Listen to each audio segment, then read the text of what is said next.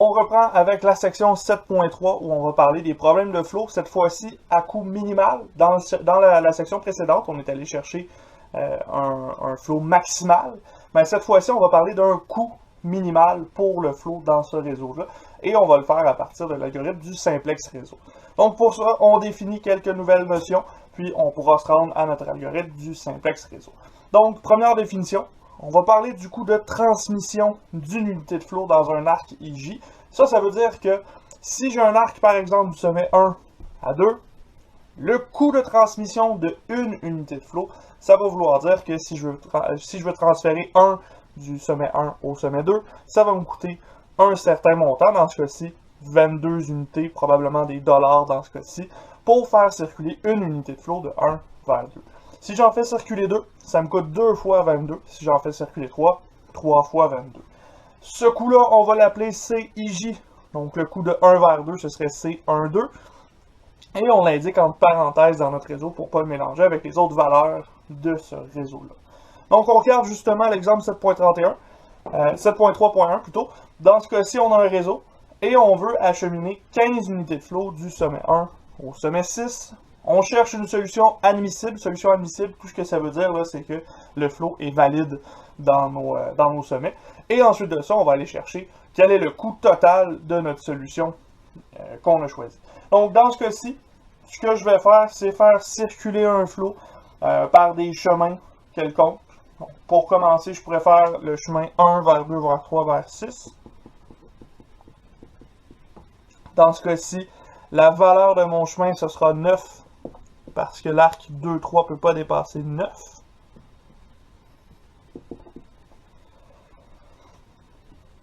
Je veux me rendre jusqu'à 15, donc je vais devoir continuer dans ce cas-ci. Je pourrais faire 1, 4, 5, 6. Et dans ce cas-ci, la valeur d'augmentation de ce chemin-là, ça ne peut pas dépasser 11. Mais de toute façon, moi, comme je veux un maximum de 15, ben, je vais seulement ajouter 6 parce que je ne veux pas exploser mon 15 non plus. Donc, je fais circuler 6 unités de flow dans cet arc-là. Et là, au total, on arrive en bout de ligne qu'on a 9 unités qui arrivent de 3 à 6 et 6 qui arrivent de 5 à 6. Donc, on en a 15 au total. Cette fois-ci, par contre, je veux savoir combien est-ce que ça va coûter de faire circuler 15 unités de flow dans ce cas-ci. Pour faire ça, je vais aller voir combien ça coûte pour chacun de mes arcs. Donc, je pourrais aller voir l'arc 1, 2, ça coûte combien? J'en fais circuler 9 à un coût de 22 par unité.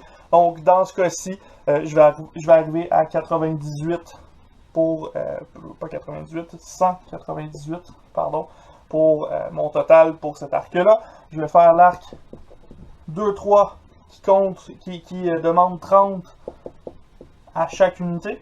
Donc, dans ce cas-ci, on arrive à 270 pour le coût de cet arc-là. 3, 6. On en a 9 aussi, mais qui coûte 25. Donc, 9 fois 25, ça nous donne 225 unités de flow, coût pour cet arc-là. On a l'arc 1, 4 qui en a 6 fois. Donc, 36 pour le coût de l'arc 1, 4. Pour l'arc 4, 5, on a 6 unités à 9 pour le coût à chaque fois. Donc, 6 fois 9, 54 unités. Et pour l'arc 5, 6, on a 6 fois 2. Donc, un total de 12 dans ce cas-ci. Ce qui veut dire, si j'additionne tout ça, qu'on va obtenir un coût total égal à la somme de ces valeurs-là, 198 plus 270 plus 225 plus 36 plus 54 plus 12, un gros total de 795. Ici, on n'a pas précisé c'était un coût en quelles unités, donc on va laisser ça à 795. Généralement, le coût, ça va être en dollars, parce que c'est ça qu'on veut minimiser, on veut que ça nous coûte le moins cher possible. Ça se pourrait que ce soit en termes de jours aussi, ça se pourrait que ce soit en termes de personnes qui travaillent, peu importe, un coût, c'est un coût. Dans ce cas-ci, on n'a pas d'unité de toute façon. Ensuite, après avoir défini ce qui était le coût de transmission, on va définir ce qu'on appelle un cycle d'arc flottant. un cycle d'arc flottant, ce que ça veut dire, c'est que tous les arcs de notre cycle sont flottants, donc on n'est ni plein ni vide dans ces arcs-là. On pourrait en avoir un exemple dans l'exercice qui suit notamment. On a les arcs 1 vers 2, 2 vers 3, 1 vers 3 qui sont trois arcs qui forment un cycle d'arc flottant. On remarque que 1 vers 2 vers 3, c'est la même chose que 1 vers 3, là, essentiellement ça revient au même. Et dans ce cas-ci, chacun des arcs sont ni pleins ni vides dans ce cas-ci. Et pour ces arcs-ci, on veut voir là, ultimement, est-ce que c'est possible de rediriger notre flow pour que ça coûte moins cher avec nos arcs? Donc, ultimement, un cycle d'arc flottant, on va se rendre compte que c'est potentiellement la solution pour avoir un coût minimal. On essaie de s'en convaincre dans l'exemple suivant. Donc, on a le réseau ici, 1, 2, 3. On a nos arcs qui sont remplis de certaines façons. Dans ce cas-ci, c'est probablement une partie du réseau seulement parce que le sommet 2, on a 8 unités qui sortent, alors qu'il y en a seulement 4 qui rentrent, donc il devait y avoir un autre sommet. Ici, c'est une sous-partie d'un réseau. Donc, on ne se fiera pas trop aux chiffres qui sont ici. Il doit manquer une partie de notre réseau dans ce cas-ci. Ici, ce qu'on va faire pour commencer, c'est vérifier quelle est la quantité de flow totale qu'il y a dans notre réseau. Parce que ce qu'on va faire pour les prochaines étapes, ça va être de rediriger des unités de flow. On ne veut pas changer le total de flow qui circule au complet dans notre réseau. Donc, je vais chercher la quantité de flow dans ce cas-ci. La fin de mon réseau actuel, de mon cycle actuel, c'est 3. Donc, j'ai 8 plus 7 qui rentrent dans le sommet 3. Un total de 15. Et mon coût dans ce cas-ci va être 4 unités x 6 pour le premier arc, plus 8 unités x 25 pour le deuxième, plus 7 unités x 2 pour le dernier. Et ça nous fait 24, 214, donc 238 pour le coût total en ce moment de ce réseau-ci. Maintenant, ce qu'on veut faire avec ces données initiales-là, c'est voir si on est capable de se rendre à 15 unités pour un coût un petit peu moins grand. Je vous rappelle qu'on cherche un coût minimal, donc si on est capable de trouver une solution meilleure que celle-là, une solution minimale, ce sera probablement mieux que ce qu'on est en train de faire ici. Donc on commence avec les étapes suivantes. On va voir premièrement en A, qu'est-ce qui se passe si j'ajoute une unité de flow dans l'arc 1-2. Donc si j'ajoute une unité de flow dans l'arc 1-2, pour garder mon équilibre, ben déjà, l'arc 1-3 doit diminuer de 1. Donc, l'arc 1-3 diminue de 1. Pourquoi est-ce que je diminue mon arc 1-3 de 1? Parce que si je ne garde pas l'équilibre ici, je vais avoir plus que 15 unités de flow à la toute fin. Je ne veux pas avoir ça. Je veux m'assurer que je garde un équilibre dans mon réseau. Ensuite de ça, comme j'ai ajouté 1 unité de flow dans l'arc 1-2, je vais devoir ajouter cette unité-là aussi dans l'arc 2-3 pour que ça se stabilise. Donc mon 8 passe à 9. Ce qui veut dire que l'arc 2-3 augmente de 1 unité de flow. À ce stade-ci, avec ces nouvelles valeurs-là, on peut calculer le nouveau coût total de ce qu'on obtient ici. Parce qu'on peut calculer encore que 9 plus 6, ça nous donne encore V est égal à 15. Et le coût total, dans ce cas-ci, avec les nouvelles quantités de flow qui circulent dans nos arcs, on va avoir 5 x 6 plus 9 x 25 plus 6 x 2. Donc, 30 plus 225 plus 12, 267. On voit déjà qu'on a augmenté pas mal ce qu'on avait déjà dans notre réseau initial. On est passé de 238 à 267. C'est important de se rendre compte que ici, si on ajoute une unité de flow dans l'arc 1-2, ben on va débalancer le réseau en changeant nos arcs. Et à ce moment-là, il va falloir que notre coût soit supérieur à celui qu'on avait initialement, étant donné qu'on a plus de flow qui circule dans les arcs qui coûtent plus cher dans ce cas-ci. À l'inverse, si on repartait de la situation initiale, donc l'arc 1-2 est encore à 4 sur 9, l'arc 2-3 est à 8 sur 12, et l'arc 1-3 est à 7 sur 12. Cette fois-ci, on va enlever une unité de flow à l'arc 1-2. Ben, nécessairement, si j'enlève une unité de flow à l'arc 1-2, il faut que cette unité-là se redirige en quelque part. Donc, on va la rediriger dans l'arc 1,3. Ce qui veut dire que 1,3 va être augmenté de 1 pour stabiliser ce qu'on vient de faire comme changement. Et l'arc 1,2 qui est 1 plus petit va faire en sorte que l'arc 2,3 aussi va être 1 plus petit. Parce qu'il y a une unité de moins dans cet arc-là. Donc on va tomber à 7 pour cet arc ici. Donc l'arc 2,3 est diminué de 1 unité dans ce cas-ci.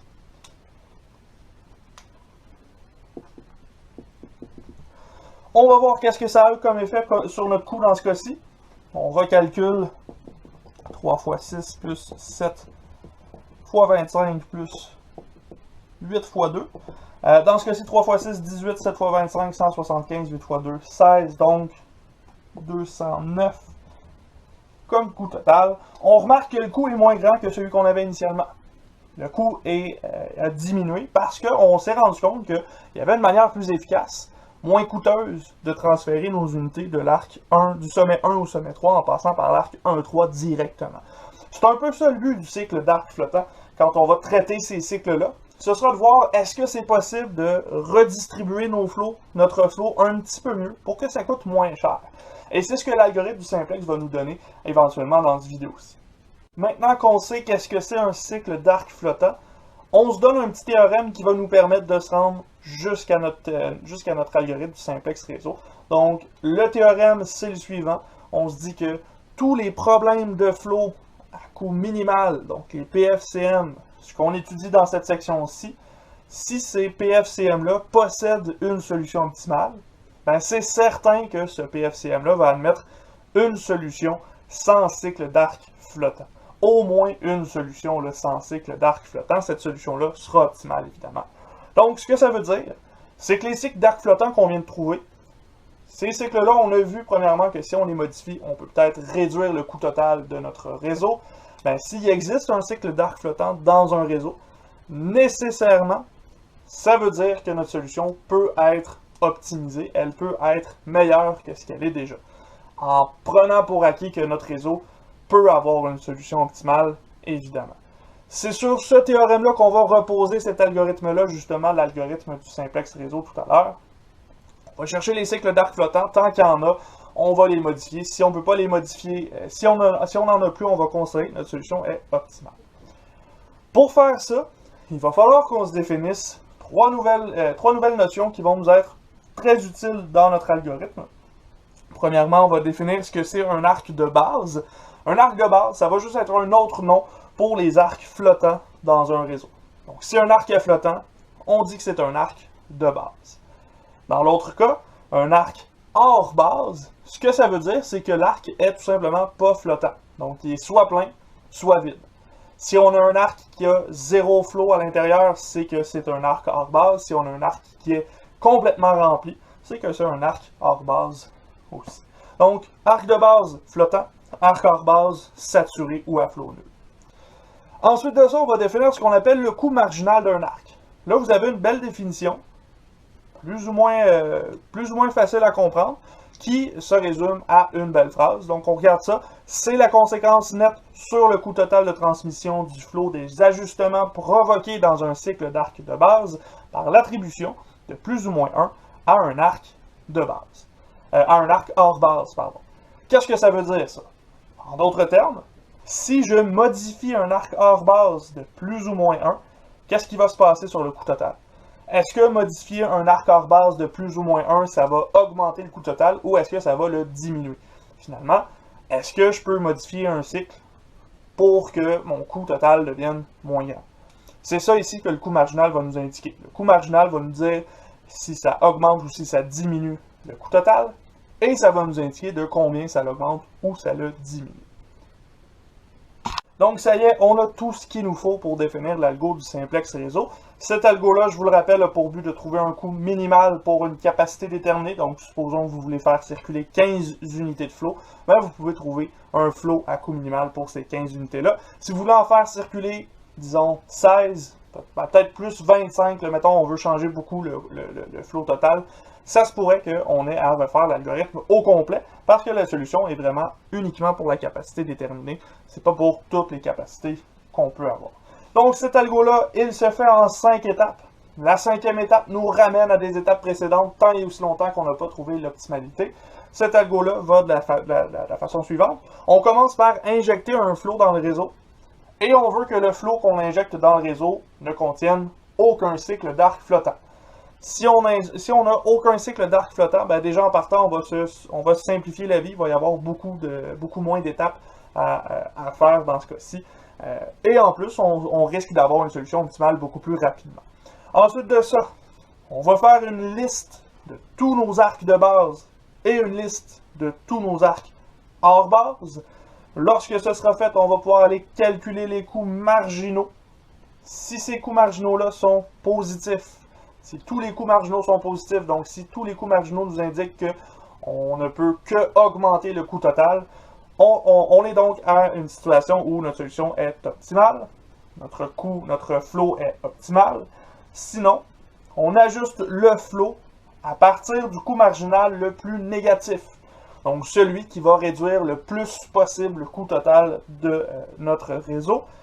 Et on passe à l'étape 5 qui nous ramène à l'étape 2, tant et aussi longtemps qu'on n'obtient pas l'optimalité de notre réseau. Donc finalement, on revient à l'étape 2, puis on va repasser par l'étape 3 pour aller voir est-ce que c'est optimal. Si ce ne l'est pas, on continue tant et aussi longtemps que ce ne l'est pas. Ceci étant dit, on va suivre une démarche, là, vous l'avez dans les notes, on va essayer de la décortiquer ensemble. Là, ça se peut que ce soit pas mal jam-pack. Mon tableau est minuscule et j'ai beaucoup de choses à écrire dessus. Donc, ça se pourrait que ce soit un petit peu plus difficile à lire. Si vous avez de la difficulté et que vous n'êtes pas capable de voir ça, contactez-moi ou Francis ou faites référence à vos notes. Vous les avez dans les notes, là, donc c'est plus les explications qui vont avec qui sont plus importantes dans ce cas-ci.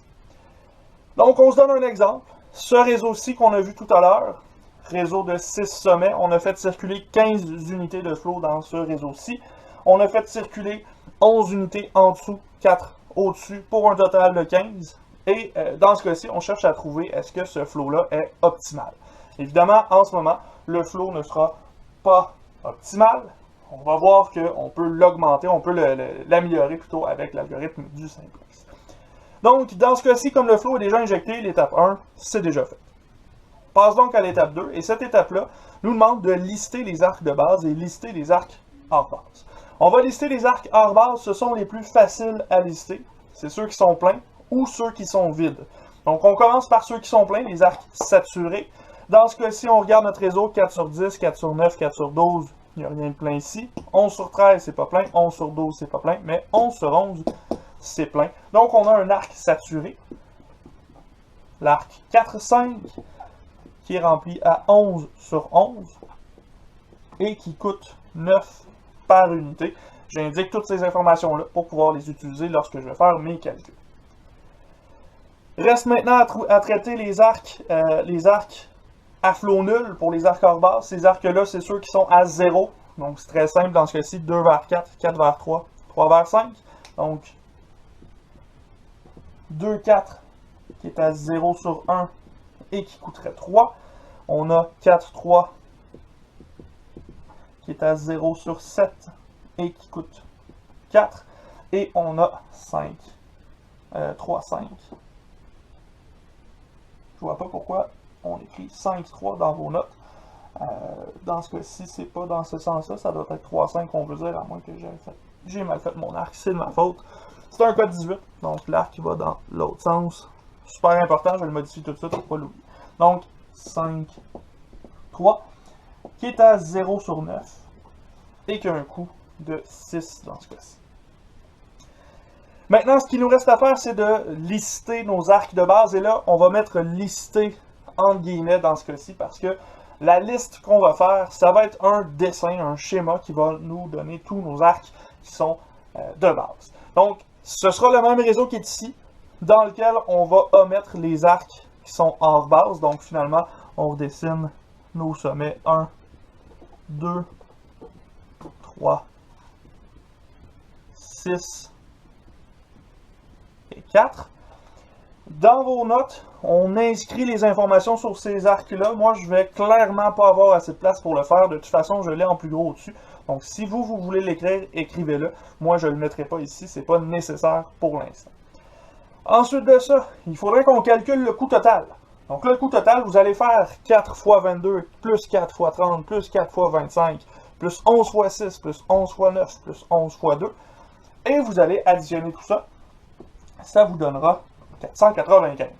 Bon. Là, je ne suis pas un dieu du calcul mental, j'ai juste regardé dans mes notes. Vous l'avez, on vous l'a déjà donné. Normalement, c'est vous qui le calculez.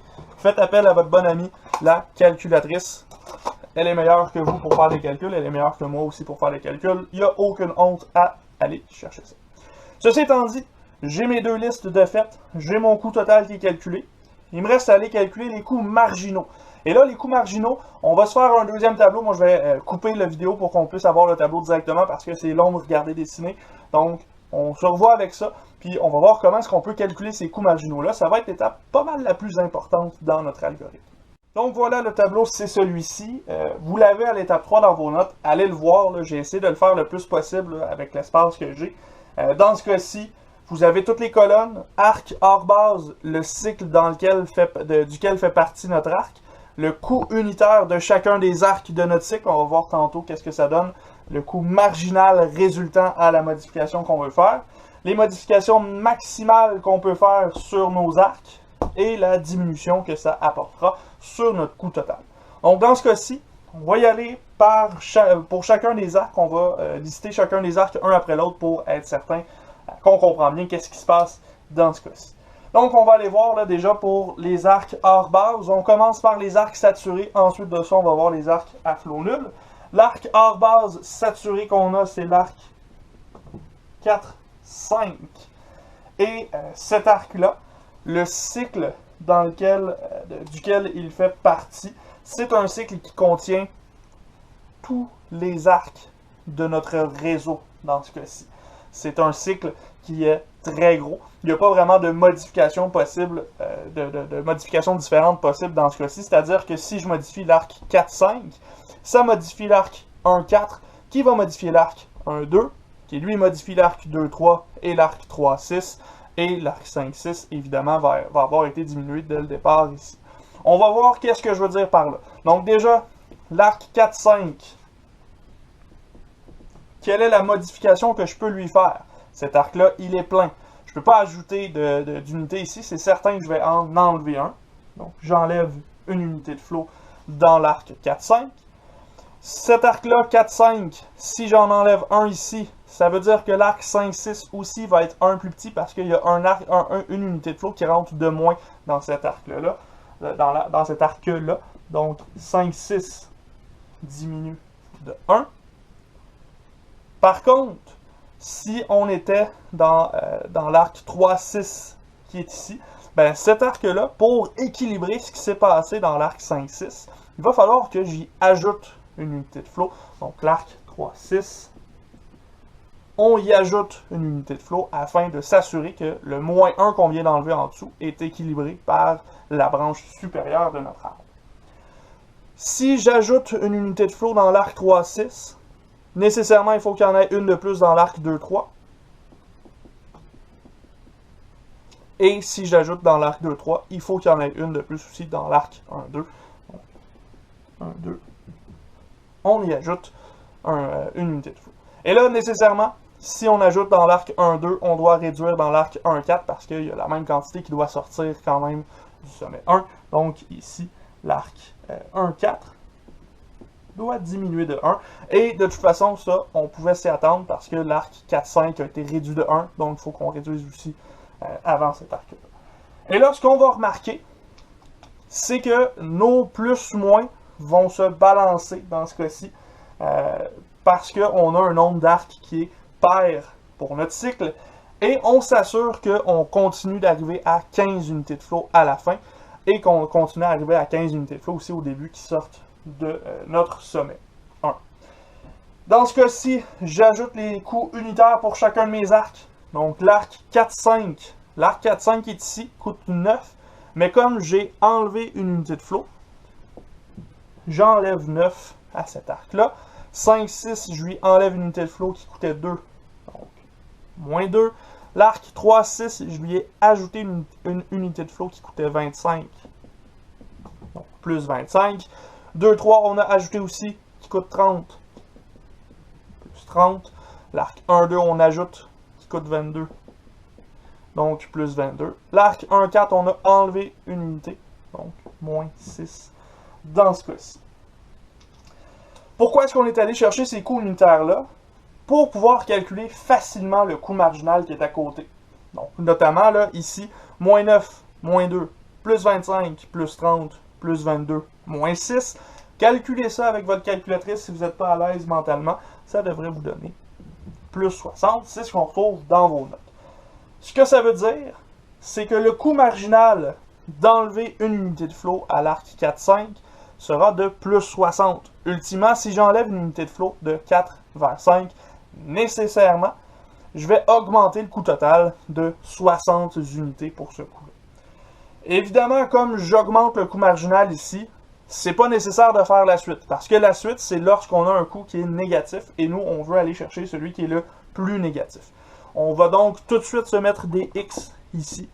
On ne fait pas ces deux dernières colonnes-là pour cet arc-là. À ce moment-là, on vient de terminer l'arc 4-5. Et là, c'est à ce moment-là que je vous montre comment je suis équipé comme un fou. J'ai même une grosse règle. Je fais même pas ça en classe, imaginez. Vous êtes chanceux de faire ça à distance. Donc, avec cette ligne-là, on sépare l'arc hors base qu'on est en train de traiter. On va passer au prochain. Là, on vient de traiter tous les arcs qui étaient saturés. Donc, on va aller voir les arcs à flot nul. Le premier dans les arcs à flot nul, c'est l'arc 2-4.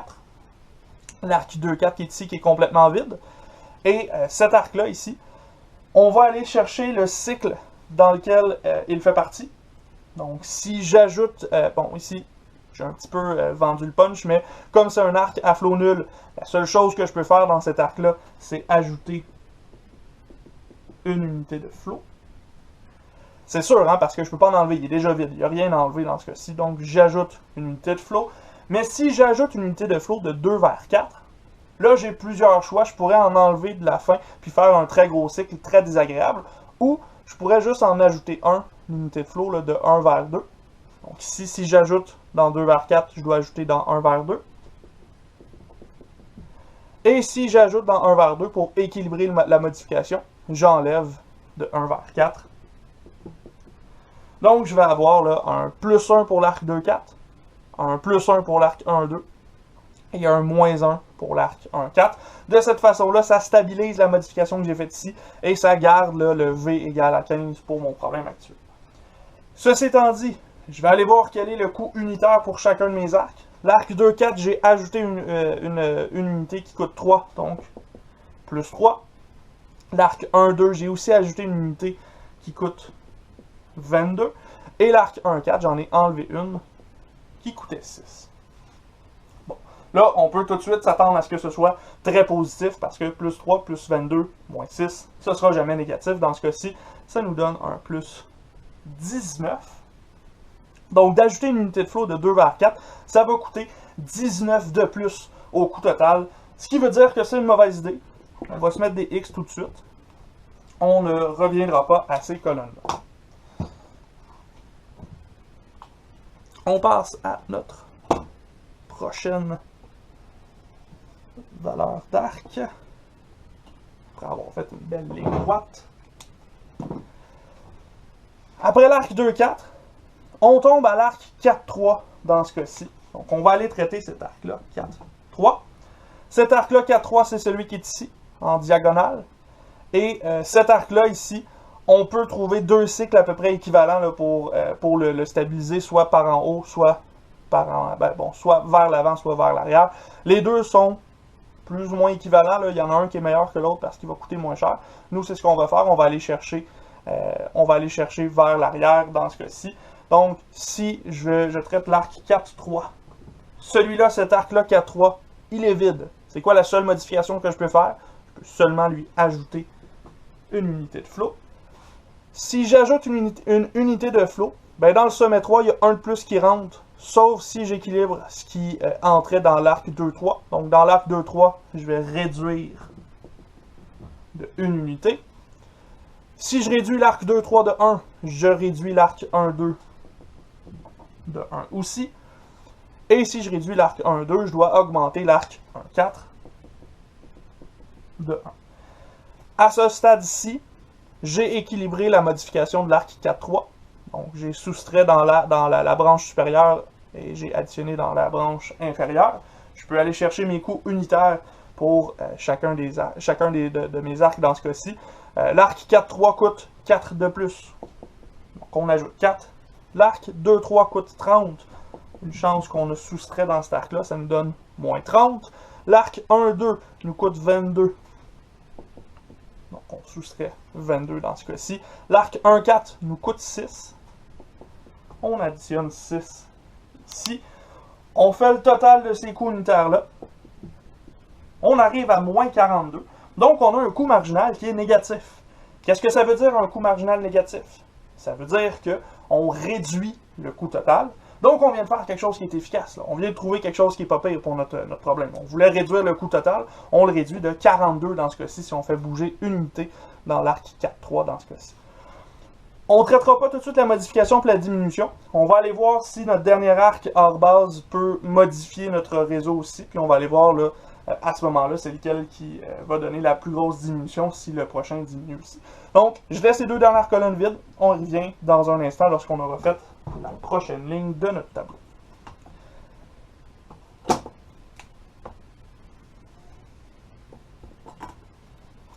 Cette dernière ligne-là, elle a besoin de notre dernier arc hors base, l'arc 5-3. Cet arc 5-3-là qui est ici à la fin, ben, un peu comme l'arc 2-4 qu'on avait au début, on va pouvoir le traiter seulement avec le petit triangle qui est à la fin ici pour avoir un petit cycle d'arc flottant, seulement un petit cycle d'arc intéressant. Donc, 5-3, c'est un arc qui est vide. La seule chose que je peux faire, c'est lui ajouter du flow. Si je lui ajoute du flow, ben, l'arc 3-6 doit être augmenté de 1 aussi parce qu'on rentre dans le sommet 3. 3-6 tombe à plus 1. Et si j'augmente 3-6 de 1 pour garder mon 15 en bout de ligne, 5-6 va diminuer de 1 ici. Et ça vient de stabiliser déjà le problème. On est revenu au sommet 5 directement. On fait nos coûts unitaires. 5 vers 3, ça coûte 6. Donc on ajoute 6. 3 vers 6, ça coûte 25. On ajoute 25. 5 vers 6, ça coûte 2. On soustrait 2 pour un gros total de 29 dans ce cas-ci. On a une augmentation de 29 pour ces trois sommets-là. On a une augmentation de 29 pour la modification de l'arc 5-3. Comme le coût marginal est positif, j'ai même pas besoin de traiter les deux dernières colonnes. Donc, j'ai seulement l'arc 4-3 qui va être traité pour nos deux dernières colonnes dans ce cas-ci. Maintenant, on s'intéresse à savoir qu'est-ce que ces deux dernières colonnes-là nous indiquent. Qu'est-ce que ça veut dire changements maximaux dans notre tableau? Qu'est-ce que ça veut dire là, dans notre algorithme changements maximaux? Ce que ça veut dire, c'est que le plus que je peux modifier, le plus que, par exemple pour l'arc 4-3 qui est ici, le plus que je peux ajouter, ce serait quoi? Ben, ce serait 7, parce que j'ai 7 d'espace dans l'arc 4-3. Donc, je peux faire une modification de plus 7 au maximum ici dans l'arc 4-3. Je continue avec l'arc 2-3. L'arc 2-3, c'était une soustraction, donc je veux enlever du flow. J'ai 4 unités de flow disponibles à enlever. Donc, le changement maximal, ce sera de soustraire 4, d'enlever 4 unités dans ce cas-ci. Arc 1-2, on est à 4 sur 10, même principe. On peut soustraire jusqu'à 4 unités. Et l'arc 1-4, on est à 11 sur 13. On ajoute du flow, donc on peut ajouter jusqu'à combien? On peut ajouter jusqu'à 2 unités de flow. De là, le plus 2 que vous retrouvez dans vos notes. Maintenant, on vient de trouver les modifications maximales que chacun de nos arcs peut subir. Évidemment, chaque modification qu'on va faire sur les arcs qu'on a ici, on va les faire sur tous les autres qui sont autour. Donc, par exemple, l'arc 4-3, si j'ajoute une unité, je vais la soustraire à 2-3, soustraire à 1-2 et l'ajouter à 1-4. Donc, je ne peux pas ajouter 7 unités dans l'arc 4-3 parce que je vais faire exploser l'arc 1-4 nécessairement. Je ne peux pas soustraire plus que 4 unités non plus parce que sinon mes conduites 1-2, 2-3 vont exploser, vont imploser sur elles-mêmes. Donc, nécessairement, je dois respecter la plus petite modification en valeur absolue. Donc, ces 4 valeurs-là, si je les avais en positif, je vais aller chercher la plus petite. Et c'est ça qui va me permettre de savoir c'est quoi la diminution total ou maximal dans ce cas-ci que je pourrais faire. Donc, je vais chercher le plus grand, la plus petite plutôt valeur en positif de mes modifications. Plus petite entre 7, 4, 4 et 2, c'est 2. Et ça, je la multiplie par la valeur de modification de mon coût marginal, 42. Donc, je vais avoir une diminution maximale de 82, ce qui veut dire que, qu'est-ce que je vais faire? Je vais ajouter 2 unités de 4 vers 3. J'en enlève 2 de 2 vers 3, 2 de 1 vers 2, et j'en ajoute 2 de 1 vers 4. Et ça, ça va réduire le coût marginal, le coût total de 42, 2 fois, parce que j'ai fait 2 unités. Donc, un total de 84, j'ai écrit 82, mais je voulais dire 84. Ceci étant dit, je sais maintenant que c'est mon arc. Je vais essayer de vous l'identifier un petit peu mieux. Je sais que c'est mon arc 4-3 qui va être intéressant. Donc, je vais vouloir l'ajouter dans mes arcs de base ici.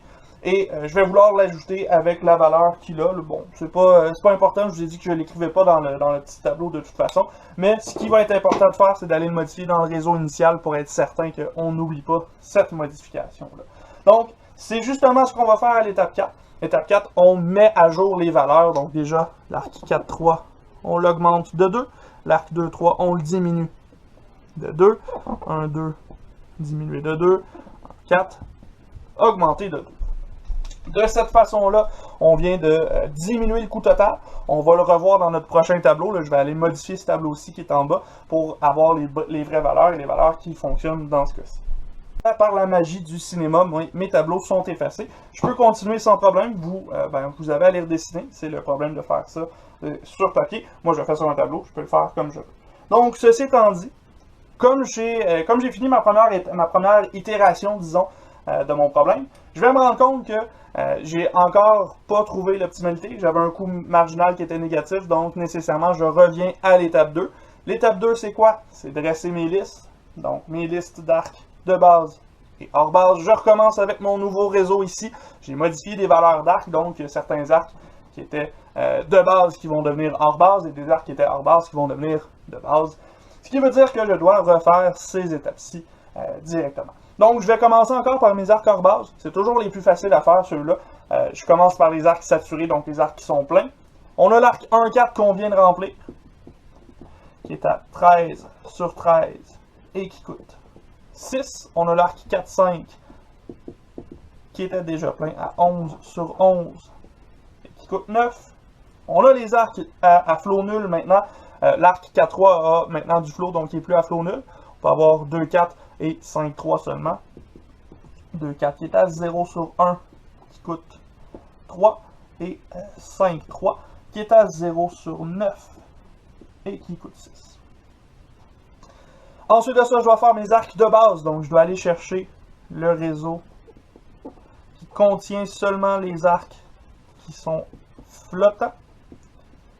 Et je vous rappelle que moi, je le fais sans réécrire les valeurs parce que ça sert à rien, ces valeurs-là. Tant et aussi longtemps qu'on a le gros réseau en haut. Si vous ne l'avez pas, plus utile de les réécrire, mais moi, je l'ai, donc j'ai pas besoin de faire plus que ça. Une fois que c'est fait, on peut recalculer le coût total de notre problème. On se souvient que tantôt, on était à 495 pour le coût total, ce qui veut dire qu'on devrait avoir diminué de 84 si on a bien fait le tout. Vous pouvez vérifier en additionnant encore les coûts qui sont en haut, mais moi, je me fais confiance, je sais que ça devrait fonctionner. Donc, 495 moins 84, 411. Donc, le nouveau coût total est à 411. On est content parce qu'on voulait le réduire et on l'a réduit dans ce cas-ci. Maintenant que c'est fait, je dois aller chercher mes coûts marginaux. Pour faire ça, je dois traiter chacun des arcs hors base. Je commence par les arcs saturés, puis ensuite les arcs à flot nul. Donc, on refait l'étape du tableau de tantôt. Encore une fois, on va voir les cycles de chacun de nos arcs, de nos arcs hors base, et on va voir les effets que ça a sur le réseau total. Donc, on y va avec l'arc 1-4. Et là, l'arc 1-4, je vous rappelle que c'est un arc qu'on a rempli là, tantôt, juste avant. Cet arc-là, on le remplit avec le cycle de l'arc 4-3. Donc, le cycle de l'arc 1-4 risque d'être pas mal identique à celui de tantôt, à l'inverse que nos symboles vont s'inverser. Donc là où on ajoutait du flow, on va en enlever, et là où on en enlevait, on va en ajouter. En gros, cette étape-ci, elle va être l'étape inverse de ce qu'on a fait précédemment. Donc, intuitivement, vous devriez vous dire que l'arc hors base 1-4, ça va pas être utile. On le fait quand même, on va s'assurer qu'effectivement, c'est ce que ça donne, mais on s'attend à ce que ça serve à rien, cet arc-là. Donc, l'arc 1-4, son cycle, ben déjà dans l'arc 1-4, tout ce que je peux faire comme il est plein, c'est de soustraire une unité. Si je soustrais une unité, ben pour avoir un plus petit cycle, je vais partir vers 4-3 pour revenir au début. Donc, 4-3 va être soustrait de 1 aussi. 2-3 va être additionné de 1 pour équilibrer le sommet 3. Et 1-2 va être additionné de 1 aussi pour équilibrer le sommet 2 et le sommet 1, équilibrer les modifications qu'on a faites. On remarque que les arcs du cycle qui sont ici sont les mêmes que tout à l'heure, mais que les symboles ont changé. Hein, tantôt, on ajoutait du flow dans l'arc 1-4, maintenant on en enlève. On en ajoutait dans l'arc 4-3, maintenant on en enlève. Même chose pour les autres. Donc on voit qu'on fait effectivement l'opération inverse. On s'attend à ce que ce soit la même chose pour le coût marginal dans ce cas-ci. Donc on va aller voir coût unitaire, qu'est-ce que ça donne pour l'arc 1-6. On enlève une unité qui coûte 6, donc moins 6. 4-3, on enlève une unité qui coûte 4, moins 4. 2-3, on ajoute une unité qui coûte 30.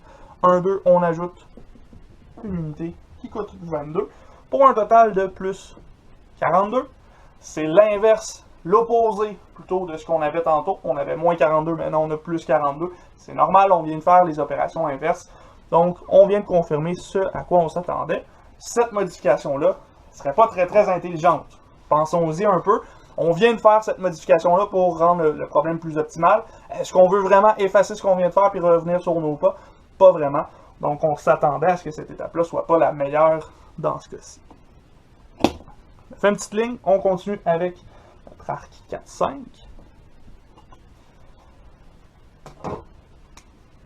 Voyons voir l'arc 4-5. Qu'est-ce qu'il a à nous dire? Et là, faites attention. Tantôt, l'arc 4-5, ça prenait le cycle au complet. Maintenant, l'arc 4-5 a une nouvelle option. On pourrait aller chercher seulement l'arc 4-3 qui est maintenant disponible dans notre cycle d'arc flottant. Donc, on va aller justement chercher cet arc-là. On va faire un cycle un petit peu plus petit cette fois-ci que le gros cycle. Donc, on ne recopie pas nécessairement le cycle qu'on avait avant.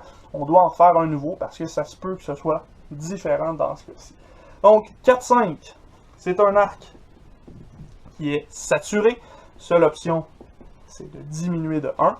5-6, si on diminue 4-5 de 1, il va diminuer de 1 aussi. 3-6, si on diminue 5-6 de 1 pour équilibrer la somme au bout, devra être augmenté. Donc 3-6, on l'augmente de 1. Et si on veut revenir au début à 4, ben on peut faire tout simplement l'arc 4-3. Et cet arc-là devra être augmenté de 1 encore une fois pour équilibrer ce qu'on avait déjà fait. À ce moment-là, je vais chercher les coûts unitaires pour chacun de mes arcs. 4-5, j'ai soustrait une unité qui coûtait 9. Donc, coût unitaire de moins 9. 5-6, je soustrais une unité qui coûte 2. Donc, moins 2. 3-6, j'additionne qui coûte 25. 4-3, j'additionne qui coûte 4. Donc, je calcule tout ça. Moins 9, moins 2, plus 25, plus 4 nous donne plus 18. Encore une fois, un coût marginal positif. On n'a même pas besoin d'aller vérifier les deux dernières étapes. C'est sûr que ça ne nous aide pas dans ce cas-ci. Donc, nos deux arcs saturés sont pris pour rester comme ça. C'est mieux qu'on les garde saturés. On ne peut pas les modifier pour améliorer notre sort dans le problème actuel. L'arc 2-4, premier arc à flot nul. Cette fois-ci, l'arc 2-4 va nous donner une possibilité plus intéressante pour le cycle à faire. À l'étape précédente, on a fait le cycle 2-4, 1-4 et 1-2.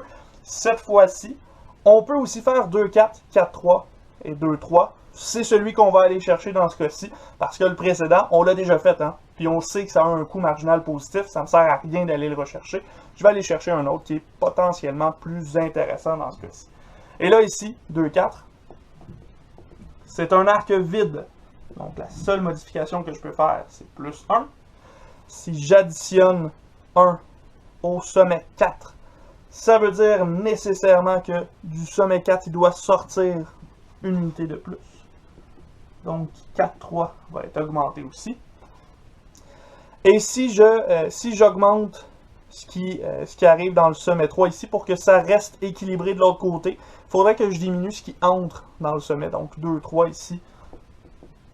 On va réduire de 1 afin de s'assurer vraiment que l'équilibre est réobtenu là, dans le sommet 3 qui est ici. Je vais chercher mes coûts unitaires pour chacun de mes arcs. L'arc 2-4, j'ai additionné une unité qui coûtait 3. L'arc 4-3, j'en ai additionné une qui coûtait 4. Et l'arc 2-3, j'en enlève une qui coûte 30. Donc là, ici, on a quelque chose d'intéressant. Plus 3, plus 4, moins 30. On a un total de moins 23 dans ce cas-ci pour notre coût marginal. Un coût marginal pas mal plus intéressant que les positifs, celui-là. Il risque de nous aider pour réduire le coût total de notre flow dans ce cas-ci. Je garde les deux colonnes encore une fois pour la fin. Je vais aller faire le dernier arc de mon problème. Puis on reviendra par la suite. Donc, on va aller faire l'arc 5-3. Cet arc-là, 5-3 qui est ici, on va encore aller chercher le cycle à la fin. Donc ce cycle-là, il n'a pas changé. Il n'y a aucune autre possibilité dans ce cas-ci. Donc le cycle pour l'arc 5-3, c'est le même que tantôt. Les coûts unitaires, ce sont les mêmes que tantôt. Le coût marginal, c'est le même que tantôt. On le connaît, on sait qu'il est positif. On peut quand même le vérifier si vous voulez être bien sûr, mais dans ce cas-ci, je vous assure que ça va être la même chose. Donc 5-3, on additionne une unité. 3-6, on additionne une unité. 6-5, 5-6 dans ce cas-ci plutôt, on soustrait une unité. Ce qui veut dire que pour l'arc 5-3, on a additionné une unité qui coûtait 6. 3-6, on en a additionné une qui coûtait 25. Et 5-6, on en enlève une qui coûte 2. Ce qui nous donne un coût marginal de 29. Même chose que tantôt, hein? Même coût marginal que tantôt. Donc, modification et diminution, c'est pas quelque chose qui nous intéressera dans ce cas-ci. Donc voilà, j'ai listé là, tout ce que j'avais comme modification pour les 4 arcs hors base. Je vais aller vérifier c'est quoi les modifications maximales que je peux faire pour mes 3 arcs de mon cycle pour l'arc 2-4. C'est le seul qui est négatif, donc c'est le seul que je vais traiter. Et je vais aller chercher la diminution que je peux faire au maximum avec ces modifications. Donc, arc 2-4, qui est ici, c'est un arc que j'augmente. J'augmente cet arc-là d'un maximum de 1 parce que sinon la conduite explose. Ensuite de ça, l'arc 4-3, c'est un arc que j'augmente aussi au maximum de 5 parce que sinon ma conduite va exploser aussi. Et finalement, l'arc 2-3, c'est un arc que je réduis et je le réduis au maximum de 2 parce que c'est tout ce qui reste comme unité dans cette conduite-là. Donc à ce moment-là, j'ai trouvé les changements maximaux. Je vais aller voir maintenant qu'est-ce que je vais avoir comme diminution maximale avec ces changements-là. Je vais prendre le plus petit de ces 3 chiffres-là si les 3 chiffres étaient positifs. Donc le plus petit entre 1, 5 et 2, c'est 1. Que je multiplie par le coût marginal positif, donc 1 fois 23. J'obtiens donc une diminution maximale de 23. Ça veut dire que mon 411 de tantôt, je vais le réduire au maximum de 23. Et c'est en faisant cette modification-là, ici pour l'arc 2-4, que je vais y arriver. Donc, on effectue la modification. On fait une autre étape de notre algorithme pour voir est-ce qu'on a trouvé notre solution optimale dans ce cas-ci. Donc, notre cycle qu'on a choisi, c'est celui de l'arc 2-4 qu'on augmente de 1. Cet arc-là, je vais l'actualiser pour 1 sur 1. L'arc 4-3 va tomber à 3 sur 7. Et l'arc 2-3 va tomber à 1 sur 9. À ce moment-là, j'ai le nouveau réseau, le nouveau flow qui circule. c'est tout équilibré.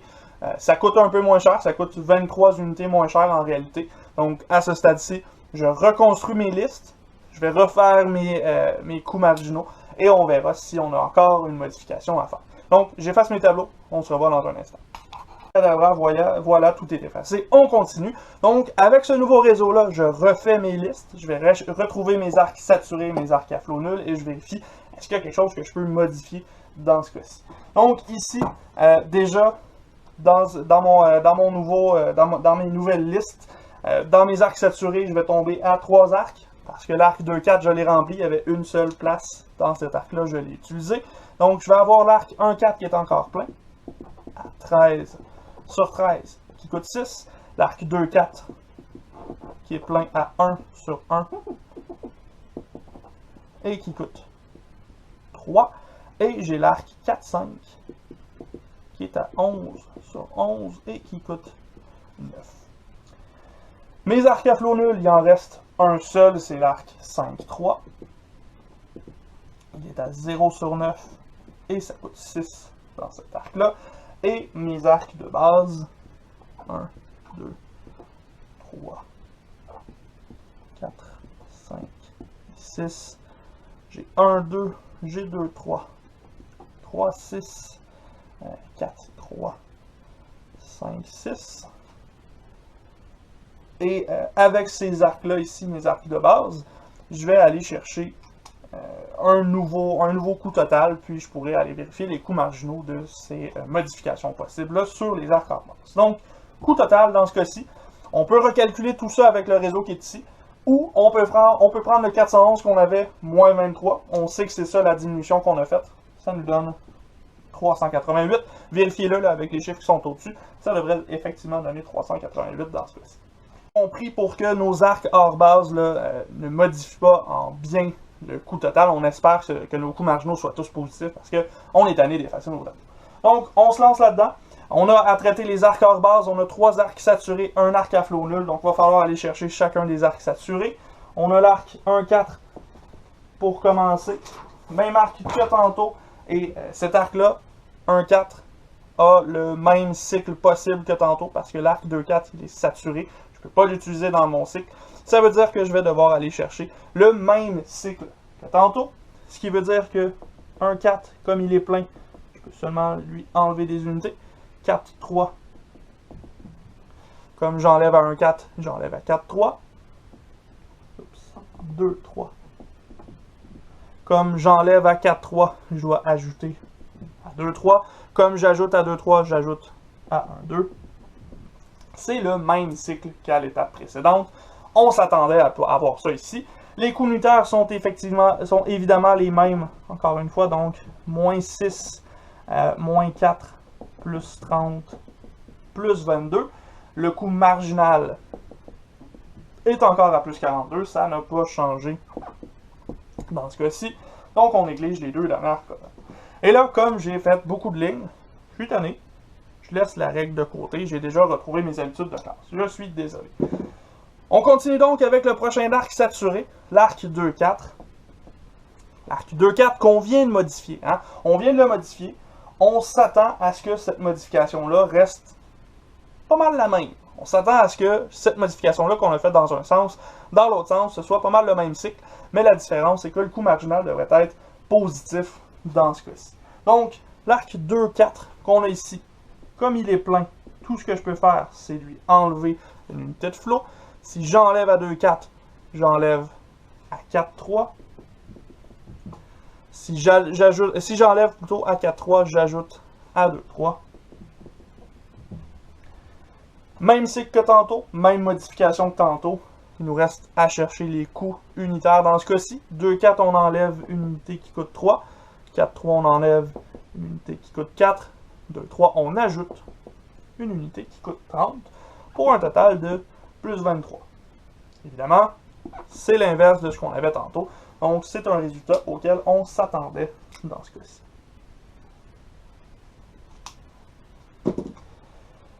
Il nous reste l'arc saturé 4-5. 4, 5. Encore le même arc que tantôt. On l'a depuis le début, là, cet arc-là. Et comme on n'a pas changé vraiment le cycle possible, encore le 4-5 Ce sera le même cycle que tantôt, donc 4, 5, 5, 6, 3, 6 et 4, 3. On refait ce cycle-là. 4, 5, il est plein, donc on peut seulement y en enlever.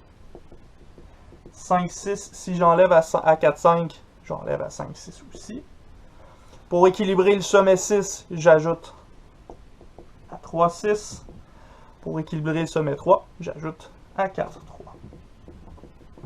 C'est le même cycle que tantôt, sans différence. À ce moment-là, je peux aller chercher mes coups unitaires pour chacun. L'arc 4, 5, j'en enlève 9. 5, 6, j'en enlève 2. 3, 6, j'en ajoute 25 plutôt. Et 4, 3, j'en ajoute 4. Donc un total de 18. Comme tout à l'heure. Donc moins 9, moins 2, plus 25, plus 4. Un beau total de 18. Encore une fois, c'est positif. On néglige les deux dernières colonnes. Et il ne nous reste plus qu'un arc à vérifier. Le dernier arc, on espère que son coût marginal soit positif, sinon on a encore des tableaux à effacer, ça ne nous tente pas, on commence à être très tanné. Donc, 5-3, dernier arc qui nous reste à faire, c'est celui-ci, le dernier arc qui est vide. Dans ce cas-ci, cet arc-là n'a toujours pas de modification sur les arcs possibles pour son cycle. Encore une fois, ce sera le cycle de la fin, le 5-3, 3-6 et 5-6. On l'a fait celui-là déjà 2 fois. On connaît déjà le résultat du coût marginal ici. On sait que ce sera plus 29. On sait que c'est positif. On doit quand même remplir notre tableau pour montrer les traces de nos démarches. Donc, on va aller terminer ce dernier cycle-là pour mettre fin à notre algorithme. Donc, 5-3. C'est un arc qui est vide. Tout ce que je peux faire, c'est lui ajouter du flow. Si j'ajoute à 5-3, j'ajoute à 3-6. Si j'ajoute à 3-6 pour rectifier le sommet 6, pour m'assurer qu'il est encore équilibré, j'enlève à 5-6 directement, comme tantôt. Même cycle, encore une fois, que tous ceux qu'on a fait dans les deux dernières étapes. Donc, 5-3, son coût unitaire maintenant, j'ajoute une unité qui coûte 6. 3-6, j'ajoute une unité qui coûte 25. Et 5-6, j'en enlève une qui coûte 2 pour un coût marginal de plus 29, exactement ce à quoi on s'attendait. Calculez-le avec la calculatrice si vous n'êtes pas certain encore. Et comme c'est positif, les deux dernières colonnes, on s'en fout. Qu'est-ce qu'on a comme conclusion à ce moment-ci? Tous les arcs hors base, listés ici avec le cycle de modification, amènent des coûts marginaux positifs. Ça veut dire que tout ce que je peux modifier va empirer ma situation. Mon 388 qui est ici, je ne peux pas le diminuer, tout ce que je vais faire, c'est l'augmenter. Donc à ce stade-ci, comme mes coûts marginaux sont positifs, je viens d'obtenir ce qu'on appelle une solution optimale. Ça veut dire que le coût de 388, c'est le coût minimal pour mon problème de 15 unités. C'est ce qu'on vous donne dans le résultat final. Vous avez les valeurs qui sont exactement les mêmes que celles qu'on a ici, avec un coût total de 388. Donc avec l'algorithme du simplex, en faisant 3 itérations, 4 itérations, quelque chose comme ça, on est arrivé à un résultat optimal. Ce résultat-là, c'est celui que vous avez dans le tableau, dans le réseau actuel. Et vous êtes capable de faire ça à l'aide de ces deux tableaux-là. Prenez votre temps, surtout pour les cycles, parce que c'est ces cycles-là qui vous dictent le reste, qui dictent surtout le coût marginal. Assurez-vous que vous êtes capable d'aller chercher ces cycles-là.